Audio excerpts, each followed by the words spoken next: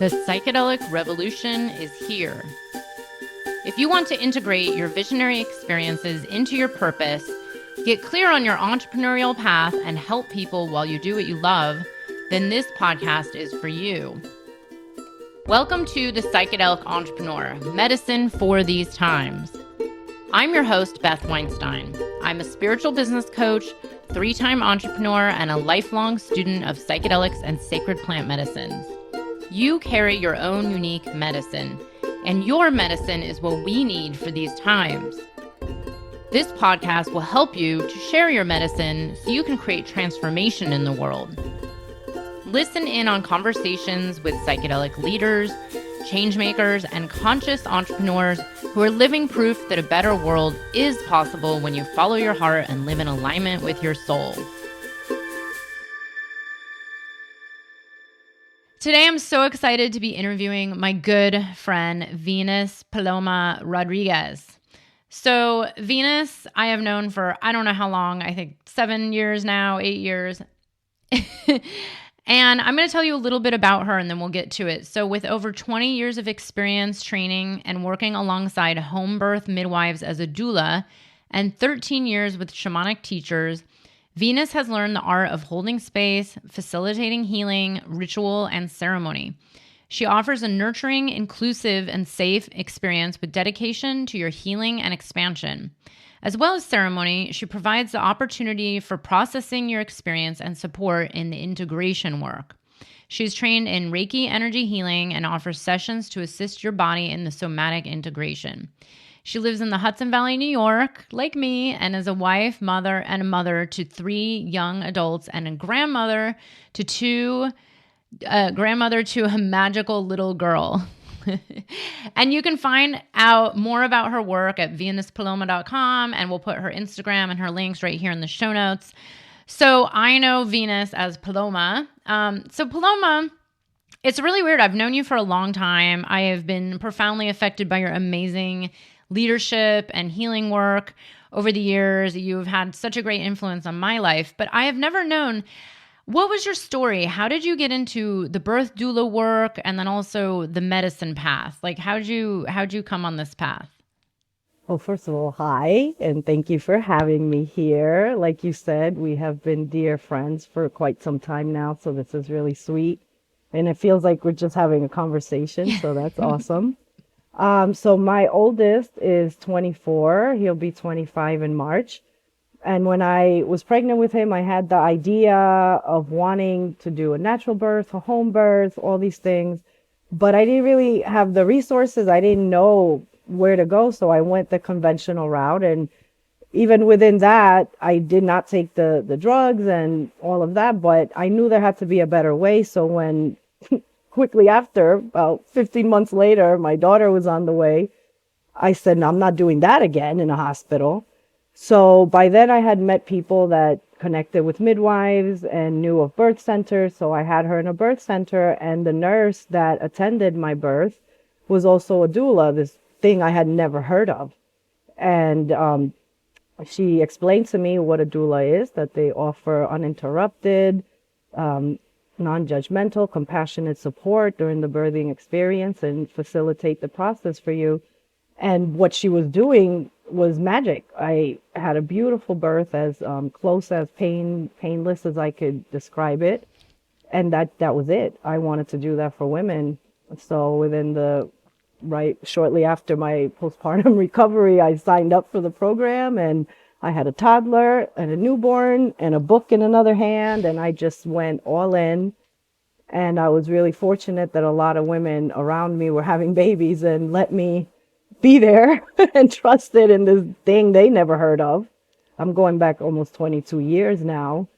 I still at times have to explain what a doula is to people, so imagine back then. And that was it. I just went into that path, and I connected with so many beautiful women along the way, teachers, elders, women my age, colleagues, and it's been such a rewarding, I don't even call it work, such a rewarding journey. And like for me, that's when, I knew that I was really in alignment with what I was supposed to do, because it just never, even at 3 a.m., you get called in the dead of winter, exhausted, and you still are excited. You're tired, don't get me wrong. After years, you're like, all right, the excitement, it's a little different. Your body feels it different. But nonetheless, that sense of, you did something that really mattered today when you went out there to work and serve. So with that kind of lifestyle, I was already, going to women's circles with these midwives and connecting with spirit in that way, and really connecting myself as a woman, as a mother, to that earth-based life, the way I've raised my family. And by the time I had my third child, I realized there's no debate, I'm going to have a home birth. And it was amazing. And with the woman who ended up becoming my mentor. And we had a beautiful run. She retired in April. And that's been a big transition right now. That's kind of birthed more of the work I'm doing now that we'll get to. But that was my journey into being a doula. And I became a childbirth educator. And within it, a lot of different trainings. The Reiki also came as a desire to have more tools for that initially. And I mostly have used it with that, and now with the new work I do, and just different modalities of somatic work for assisting women in labor. So beautiful. Now, as we probably imagine, this work is pretty deep and profound. You're birthing a human into being, and we all know it's not always an easy process, and there's a lot of things that can go wrong, and the intense energies and the emotions. I'm curious, and I'm curious how your spiritual path has played into the work that you do. And then also, I know you're on a medicine path along with, me as well. And like you mentioned, earth-based practices. Where did this come into play? Was this like through the doula work, like through this realization that, we have this natural ability to bring life into the world, or was there this other side of you always? Like where did that fit in? Well, I guess I really have to go back now that I'm 47, just recently, and really think of my journey. And it's funny that I always sing that song, Niña Salvaje, right? Because when I was little, I grew up on an island, and I was often barefoot, just getting lost in the woods, or going to the ocean, or always some sort of water, the river, outdoors, just always outdoors. And I developed a deep connection. My last year living in Puerto Rico before I moved to the United States, we lived more inland, and I had always lived more in the city. But even in the city over there, you have a lot of outdoor. The beach was always nearby. And I spent a lot of time in the woods by myself. So when I sing that song, it's like that time of my life is what I'm feeling.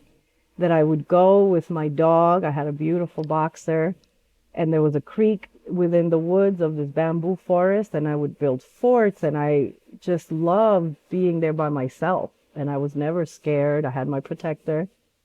And then as a young woman, I had the misfortune of having my father pass away when he was young and I was young. I was 20, he was 44. And I started realizing the pattern in my family of the men and the women. Women live a little longer, but the men die really young. And it's really traced all back to the diet. And that's a whole other podcast we could do. But for me, that was my first awareness that I needed to change something. And even before the language of ancestral healing and all of that, I didn't even have that language formulated yet. It was just a calling. And with that calling, I remember it very vividly. It was like this calling to be, I remember the word earthy. And I was like, where did that word come from? My adolescence, I grew up in New Rochelle in the street hanging out and, going to the Bronx and like not earthy at all. So it was this calling, and I leaned into it once this happened with my father, and it started with my eating.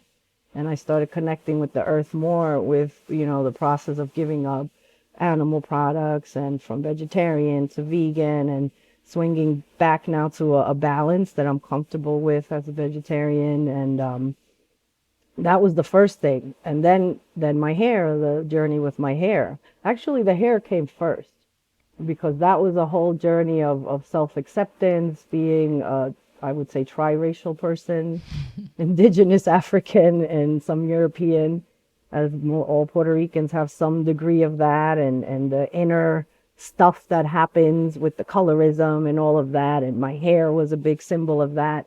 So I just let it be, again, niña salvaje, wild child. Just do what you're going to do and accept.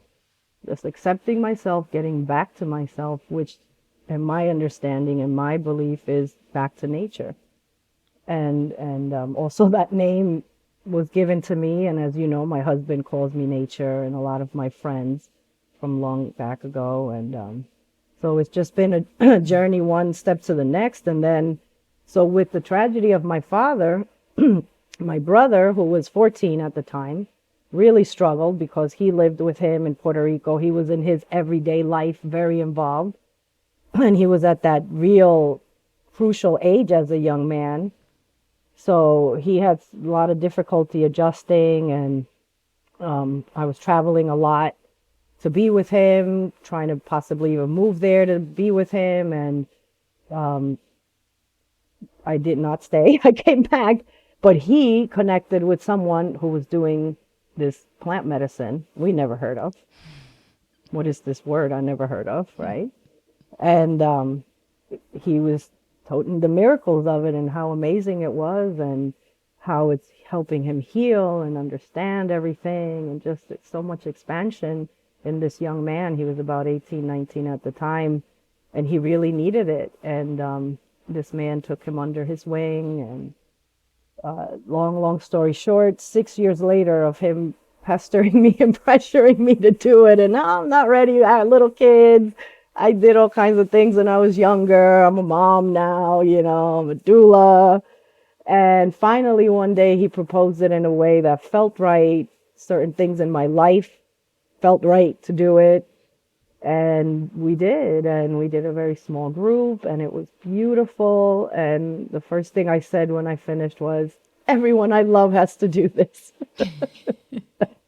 Of course, right? That's like the, I'm in the magnificence of it. And, but I've done pretty good bringing quite a few people that I love to this healing, and they've been the better for it.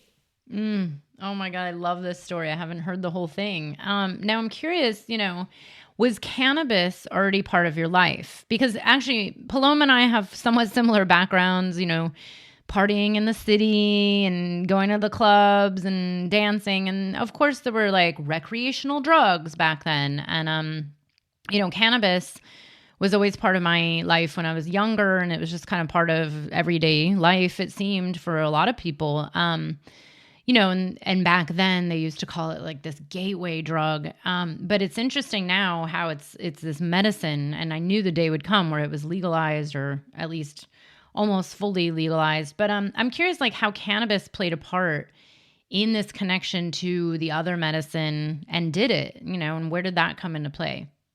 I mean, it certainly did. So cannabis, and it's interesting now with the new legalization, I personally have been going through a sort of healing about it, because I come from a cannabis family. I'm saying it out loud. Even that feels a little, my mother probably would not love it. But, they were children of the 60s and 70s, and that was a big part of their awakening at the time, right? And they never hid it from us, but we knew that there was something we couldn't talk about in our home. So that always had that stigma about it, having friends over, I had to make sure there was nothing in Pop's ashtray. And I remember one time, he never really scolded us. He would talk to us, but I could feel the undertone of scolding, because I let some friends just come over and there was stuff on his desk in his ashtray. And he was very private about it because he was a public person. He was a singer in Puerto Rico, and so many people in my family are public people. So even with that more, we were taught, we have family members in the government, and in the public eye, and so I always was aware of it, and at the same time, like I said, I had very productive professional adults around me, very caring parents, but I knew there was this thing that was not okay to other people about them. So as an adolescent, of course, I pinched their stuff and I tried it. And a friend of mine recently sent me a memory of the first time she did was with me, that I came out of the apartment where I lived with a little bag going, I took some from my stepdad. I didn't even remember that. It was so funny when she reminded me. But yeah, I was that teenager. I pushed all the boundaries. I didn't try anything hard. I tried some hallucinogenics, but that was about it as far as besides cannabis and of course 40 culture and beer. I'm dating myself, right? I already said my age. And but I always saw the benefit even at that age when I was stressed or anxious, how it would help me at night go to sleep when I was having difficult times at life, as teenagers do. But I also abused it and used it socially and all of that, and took part of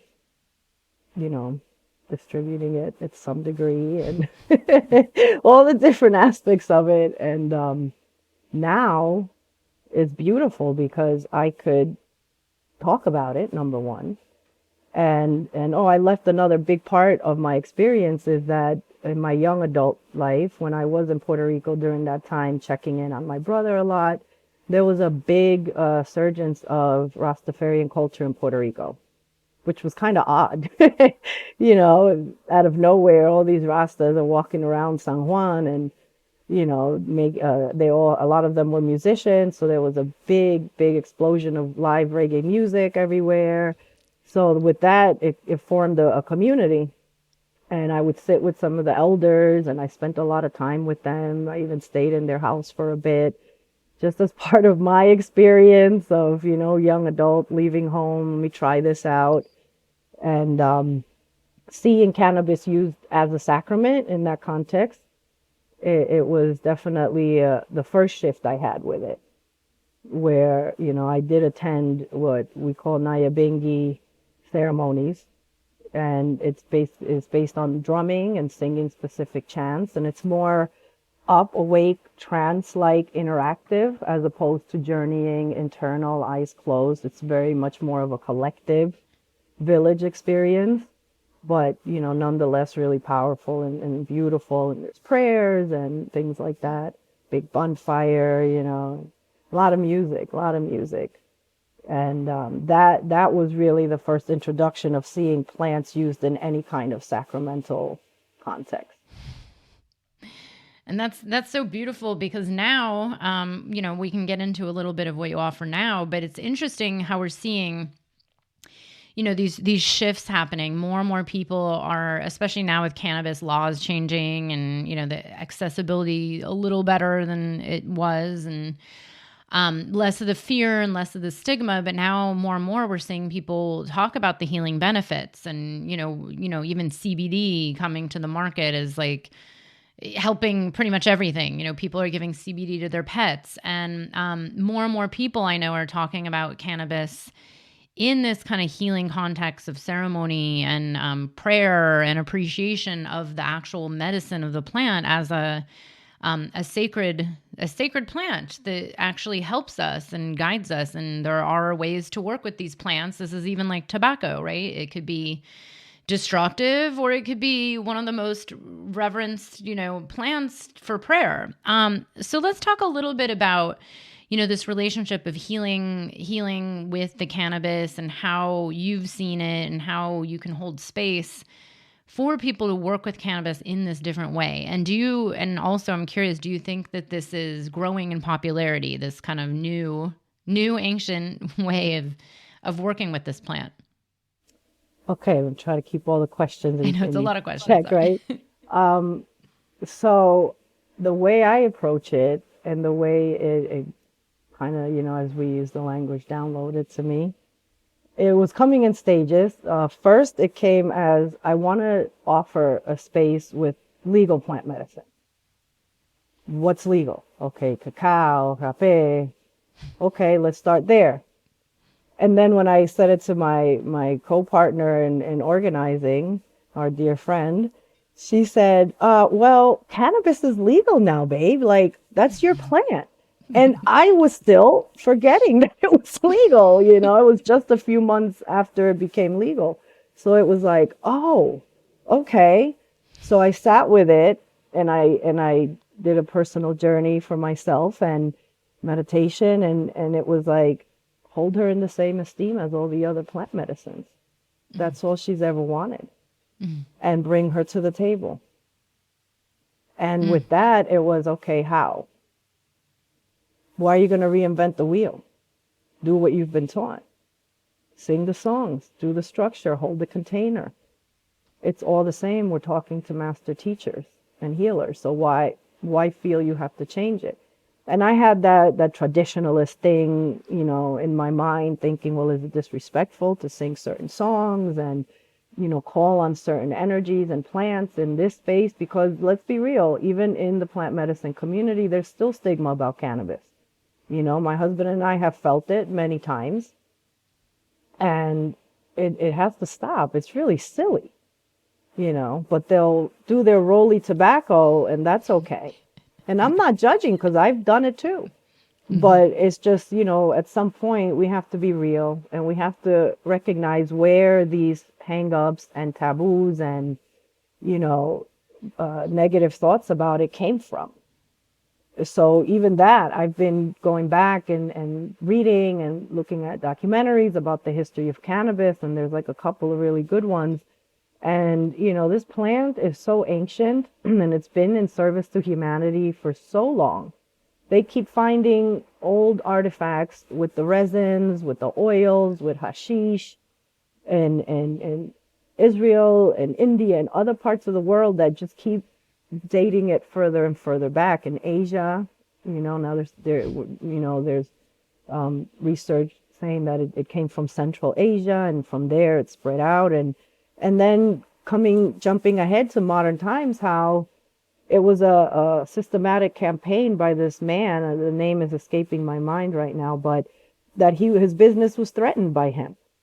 And he single-handedly created a whole smear. He was like responsible for the Reefer Madness film and all that stuff that really, really created a mind state about it.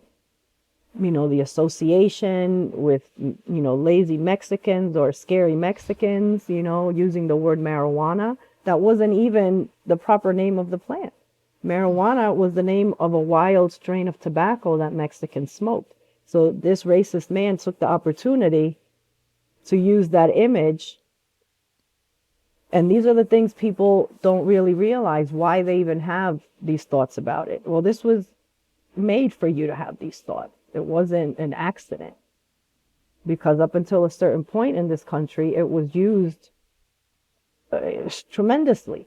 And even the founding fathers were, you know, writing on it. There's evidence that they may have been smoking while they wrote all these important documents. And even when they first got here, the Queen had decreed that everyone had to grow hemp to send it back. So we've had a relationship with this plant, you know, in India and Asia and Africa. It got brought to the Caribbean. You know, it's not going anywhere. And she keeps showing us that from root to tip, I'm here to serve you. Every part of me can sustain humanity. Right? So how could we not respect her and bring her to her rightful place? And as someone that lived her life hiding her in protectiveness, it feels so beautiful to talk this freely about it. Yeah. And not just beautiful, but this is the kind of knowledge. I mean, we've heard this over and over and over with everything, right? Even tobacco, it's the same history. It's like this. Unfortunately, this is a whole entire podcast I want to do, but it's like the colonialistic attitude of, you know, just money and power and suppressing and repressing, and, you know, and it's happened with everything. I mean, I've even had conversations with people about alcohol and how that, you know, like came to be what it is now, and how it's been so, you know, out of power, you know, abused when it could actually be used in a sacred way. And it's the same thing with all these beautiful plants. And I do believe these conversations are becoming so important to change our perspective, because we've all been programmed completely wrong. I mean, it's even, a lot of us are still feeling that, like, oh, well, I'm scared to tell these people, or what if so-and-so finds out, even though there's a reality, which is a lot of people work with these plants and then work with them in other realms for healing and growth and, spiritual reasons and for, quote, positive intentions. So I think sharing this history and sharing like the truth about it is really important. And like you said, like healing the relationship we've had in so many ways.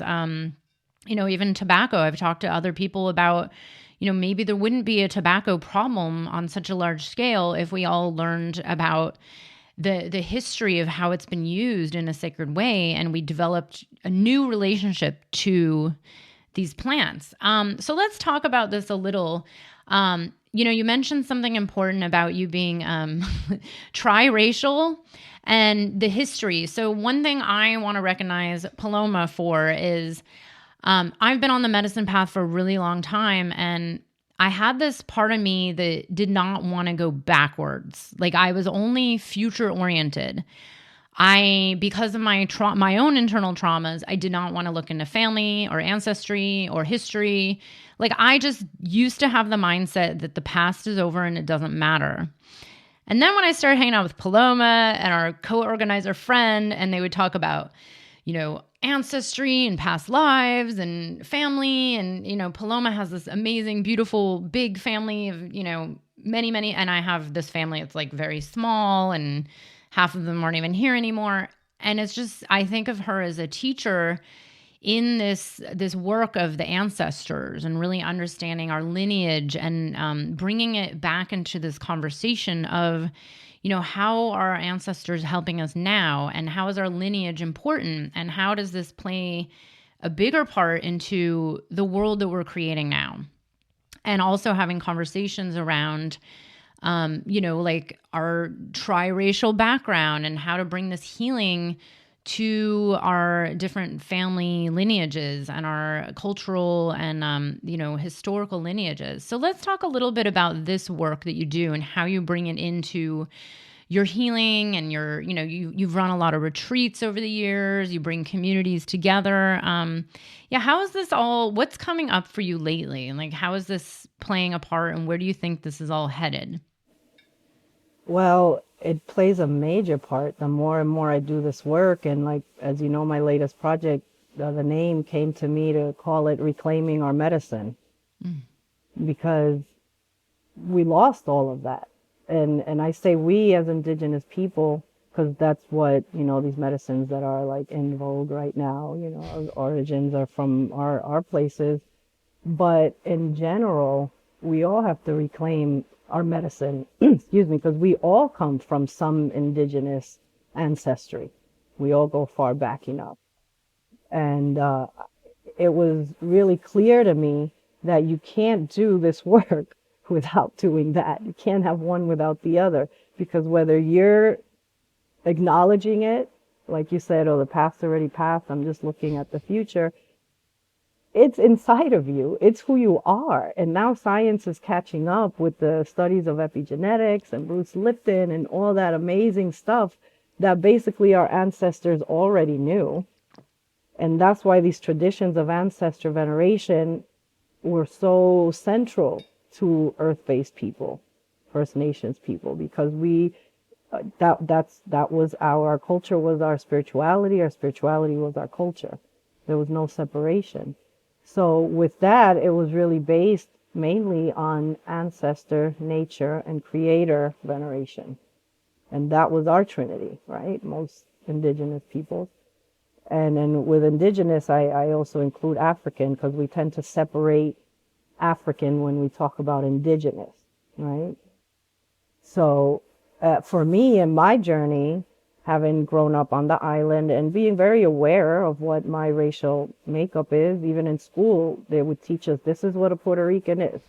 An indigenous, a Spaniard, and an African. But I actually appreciate that, because we did have more than the United States school system in terms of talking about that part of our history. Maybe because we're small and I don't know why the difference was, but we were, for me, coming here, I felt like it was more of an acknowledged part of our ancestry in that part than here in the education. So coming here, adolescence, you disconnect with all that, and I did gravitate more toward the hip hop culture, so it was comfortable for me being among all people of color. And coming here when, there wasn't that much diversity, even where I grew up, there was some, but not as much as there is now in New Rochelle and Westchester. And certainly, when I came up to Rockland, now it's a lot more too. But going into these spaces at first, we know what the spaces are like. They're predominantly white. And, I had the fortune of working with indigenous teachers. I don't know if I would have done this with a white person at that time, because where I was coming from in my growth and my development, like I shared, I was learning Rasta ideology and way of life. So it was like a real hardcore education in my Blackness. And it was really important for me at that time, because being light-skinned, but feeling this way from the inside out, for me to fully integrate that, it was a really important part of my journey. So although it was uncomfortable at first, and for my husband too, because we didn't really hang out in majority white spaces before coming into these communities. The white people in our spaces were the minority. They were like the white hip hop kids that were cool. He's down, But we kind of did the back, and then started coming into these spaces. And by the time for us that we were, into these spaces, we had done a considerable amount of work on ourselves, so that we didn't feel self-conscious. We didn't feel other and weird and misplaced. I walk anywhere and I'm like, I'm here. Puerto Rico in the house, like I'm here. I'm not trying to be anything else. You know me. I'm not trying to fit in. I fit in wherever I go. But that's because I did a certain amount of work beforehand. But I understand, and I'm not saying people haven't done work that still feel uncomfortable. I'm just saying that's my journey. But I do understand, and that's why it's important for me to create inclusive spaces and safe spaces. And everyone that's come to my events knows that there is diversity. And the thing is that if it's not in your real world, it's going to be contrived. So people are coming from my real world. I'm not trying to be like, oh, now I'm here, community. Even with my birth work, I used to work with all these networks, and I would be on the phone with my husband before Waze, and I'm lost. Oh wait, I'm coming into the hood. I'm near the clinic. I'm close. And you know what? I felt a certain pride that the networks knew that I felt comfortable, and I was relatable to everybody, because I would go from there to fancy clinics teaching doctors in Midtown. So teaching doctors different, like Spanish for birthing professional workshops I created, and, whatever things about doulas. And so, it is a thing that needs to be talked about in this work, in these communities. Accessibility, a lot of it is expensive. Yeah. And I'm not saying that we don't have money, but by and large, we know the reality of our communities. Mm-hmm. And so with the last retreat I did, that was all for women of color, I did receive funding from an amazing network that I'm a part of, and other friends that have businesses donated gifts. And it was just such a beautiful outpouring. People donated funds for a young woman that, really benefited from the healing single mother, that something happened in her life that made it so that she couldn't come. And so yeah, it's been a beautiful journey being more outspoken about that. Just not because I wasn't before, just because we weren't talking about these things before. Mm-hmm. But within my world, I've always been outspoken about it. Yeah. And so with the Reclaiming Our Medicine, I'm creating that space for women of color, but the expansive vision of it is for all of us to at some point, the kumbaya moment, right? That everyone, that's the point of why we're doing this, unity, coming together, oneness, healing so that we can, and then become a cooperative community in the bigger sense. Yeah. Yeah, I'd like to ask a little bit about this. It's interesting. So, because of the work I've done, I've always been very aware. Actually, when I went to create my very first summit about 6 years ago, I remember someone saying to me, "Summits are all white. I'm not doing them." And I was like, wow, she's right. All these coaches have like these white summits. So I was and I was raised, I was raised in the Bay Area in California. And actually, the high school I went to was majority non-white, just because for some reason the area I was in. So I've just always had this kind of different perception of like, I've always been surrounded by multiple, like not just black, white, but like diversity, like Indian, Asian, Mexican, different Latin American, black. And then, it's interesting. One of my other experiences was, we've co-organized the former Node Goddess Left Behind retreat with our friend Janie. And I remember that becoming an issue as well, is like, how do we make this retreat more diverse? And what's funny is, us being in the New York area, our retreat was actually considered quite diverse in the large scheme of things compared to everything else that most of us do.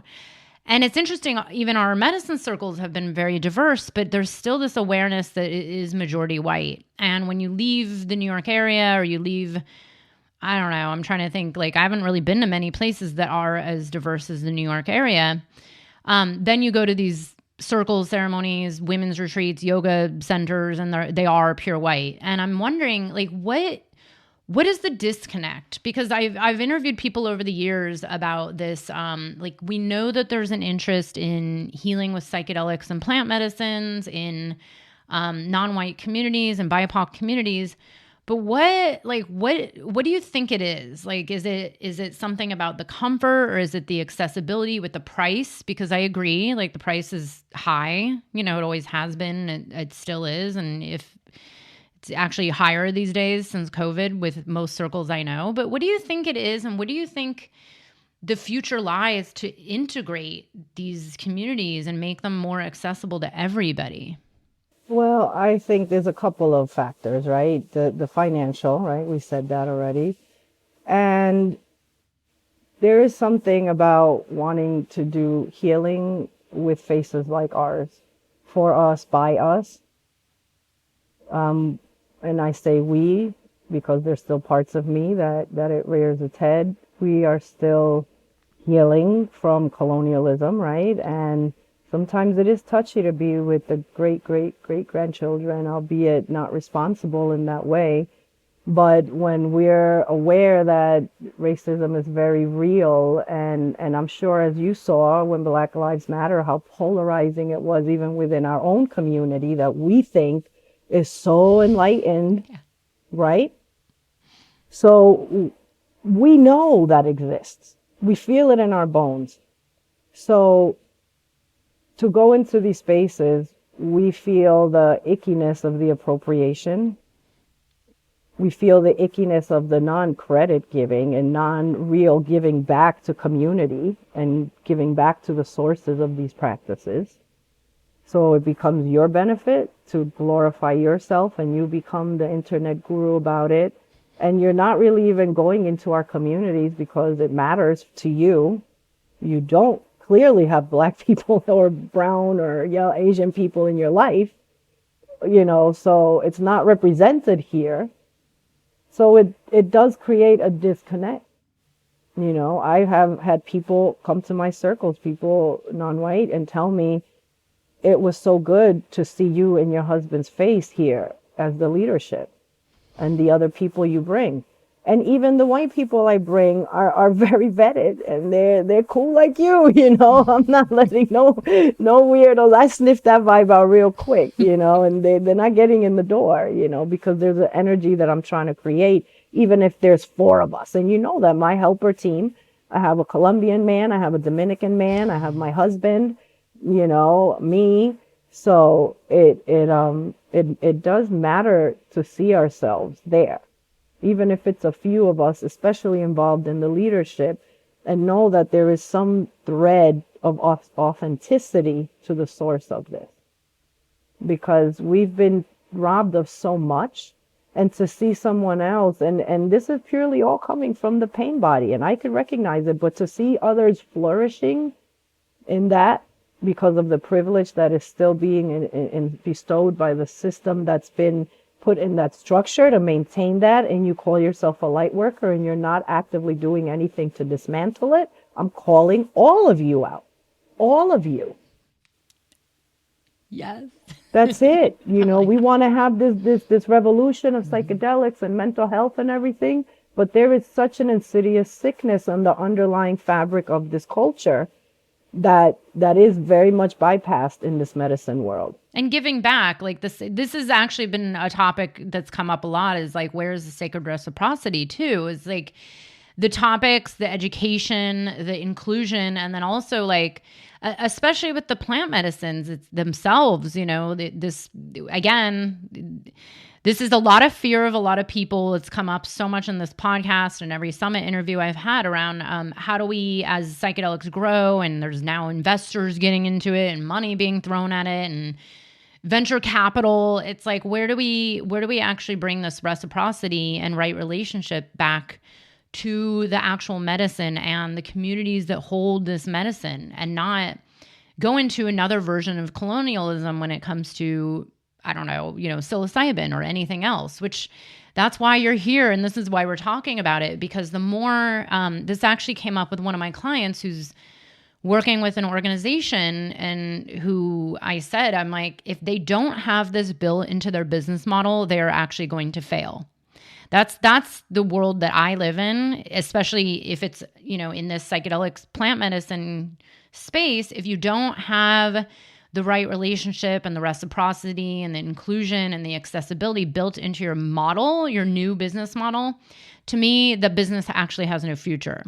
And I do believe this world, because there's a lot of people that talk about cannabis and how there was a lot that maybe went wrong and how fast that grew. And I don't actually know that much about the cannabis industry, but there has been a lot of talk about, okay, now with psychedelics, how do we get all this right? Because if we don't get it right, this is just going to destroy the planet like everything else. And it's not going to be having the healing potential and the unity. Like you said, it's like these plant medicines teach us these lessons, and now we actually have to implement them. It's not just like, okay, let's use these to, feel better and that's it and move on. It's like, no, there's something much deeper here, which is why we need to be talking about this and why your voice needs to be heard. Yeah, this is just what's coming up for me as you're saying all this, is that, they want to monetize and make money, and the venture capitalists are getting their hands in there and figuring out how, right? And then the medical industry is figuring out how. Just this past week alone, the past 6 days or whatever, I had 2 meetings with therapists who want to pick my brain and consult with me, because their clients are coming to them about wanting to use this, and they have no idea how to serve them or service them. So their person somehow through connections led them to me, and I sat with them, and this is the thing. They have to, us medicine keepers have to keep doing this. We got to keep sticking our nose in this stuff, because it's going to keep getting distorted and bastardized and pulled away from its source, as we know is what happens, like happened to our dear grandfather Tabaco. And I'm coming from the first culture that encountered the invaders, and tobacco was our sacred plant. For my ancestors, the Taino, that was sacred. We did ceremony with tobacco, and now it's poison. So like you said, it could make it worse.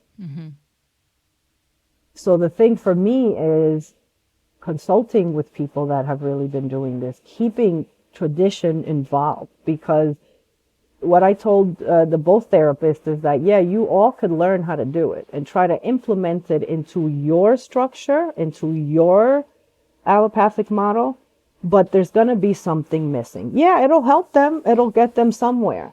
But what they're not understanding is the thousands of years of tradition, hard work. I mean, what these teachers go through to do this work for us, you know, it's not for the faint of heart. And when you take out that part of what this plant is offering, or any other plant, and I'm not talking about the synthetics, that's not my business, but when we're talking about plants and mycelia, then you have to think about there was a reason why there was a structure around this. And the structure was based around a society that supported doing this when they left this experience. We don't have that. You're going right back to the source of all the things that created the need to come for the healing, right? And putting it in just that model is going to cheat people,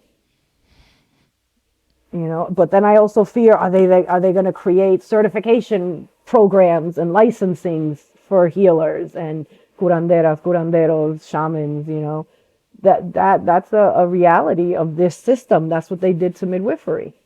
And now you got to jump hoops and spend all this money to become a legal midwife in New York, you know? So I just, I encourage people like me to keep speaking up, to keep coming forward, and to be a presence. You know, right now I'm trying to attend the Horizons conference in December, and just be visible. Visibility is important, you know? Yeah, I'm so glad you brought this up. It's funny that actually has come up before, this whole like, you know, is it going to be regulated, or they're going to be now like licensing? I mean, the reality is I do believe there's always going to be a need for, you know, like the underground. Like I know someone who delivered their own baby at their home, husband and wife, no one else there, you know, because they've even talked about this with, with herbalism, you know, like cracking down on who can prescribe herbs. I'm like, really? You know, like this, but this is why these conversations are so important. It's about taking your own healing into your own hands and not getting caught up in that system and being a voice of leadership, you know, which is what you're doing, and having these kind of uncomfortable conversations, especially with these bigger organizations that are having money thrown at them and then are just trying, like you said, if you don't have the proper community and integration and support, and then you're just going to go right back into the system. And it's like, what's the point of all this if we're not really going to make massive change on our, you know, within ourselves and then as a whole, you know, and as a collective, which, you know, I do believe there's more and more of these conversations happening than the others. And so that's where I keep having faith in, well, pretty much every psychedelic leader that I know is having these conversations and putting money and their power, you know, like the David Bronners of the world and the Rick Doblins and the Paul Stamets are using their influence and their power and their money to actually make this, like, you know, create the larger vision for the world that we all want to see, for the actual healing. So thankfully, I believe these are going in the right direction. But yes, being a voice, you know, showing up to the conferences, being here on podcasts, getting your voice out there is so important. Paloma, I want to ask you one more thing, and I might have to bring you on for a whole entire other episode about this. I have found this to be an interesting topic of conversation as well. So I've known Paloma a long time, and since day one, I have told her and her husband, you guys should be parent coaches, because you have raised, you know, you have this family, children, then you have this large extended family, and you've been working with different medicines, you know, various medicines, and holding yourself and, you know, your spiritual practices in really high regard, and integrating all of this into your family structure, and having open conversations with your children and relatives. And, you know, we all know, like, you know, there's relatives in your family that are involved in this work. You know, what would you say to parents? Because this is actually, oddly, this has been coming up a lot lately, where people who have been, let's say, struggling with teenagers, or, you know, this has happened with me and my former partner, like a depressed teenager saying, I want antidepressants, I don't know where to go.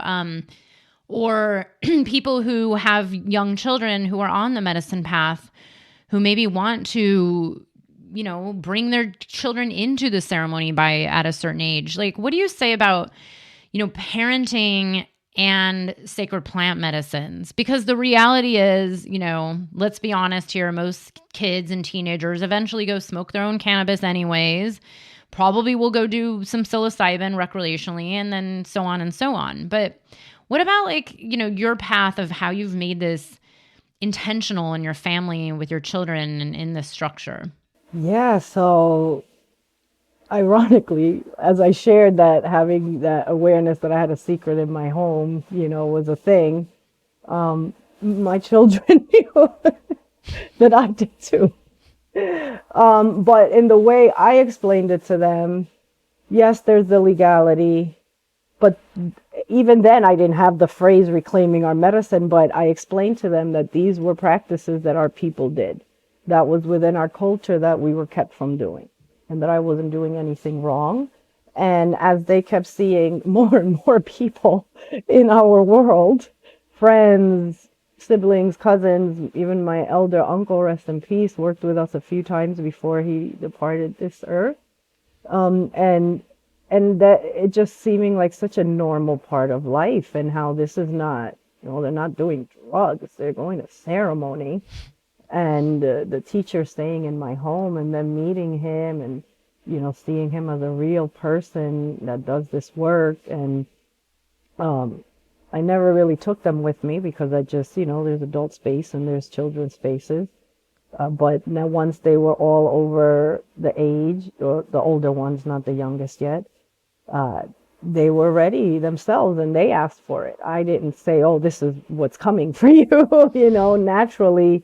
And, you know, look, my kids went through their own experimenting behind my back with cannabis. They wouldn't be normal teenagers if they didn't. I mean, they were so good in so many other ways. I was like, you have to do something behind my back. Like, you know I've created such an open and accepting environment, but be normal, you know. And so with that, they felt, once they got caught, they felt the difference in how their friends experienced getting caught. You know, with my older son, it was a little bit more like, oh, damn, you know, the self-guilt and the self-stuff. But, you know, by the time my youngest, who's 18, almost 19 in a couple of weeks now, was curious about it, him and our other medicine brother, who's my husband and I's dear friend, and we've raised the children together. I was actually this boy's nanny, and he's my son's best friend. They both were curious, and we were like, you know what, they could either go do it like we did, or the two of you could treat it as a rite of passage. And the fathers did. They took the boys, they went into the woods, they had their whole little thing, and they tried it, and they were, you know, instructed, this is not for you to be doing all over, and your friends, you want to do it, you do it, you know, at home with us. And for the most part, they've been very respectful with it.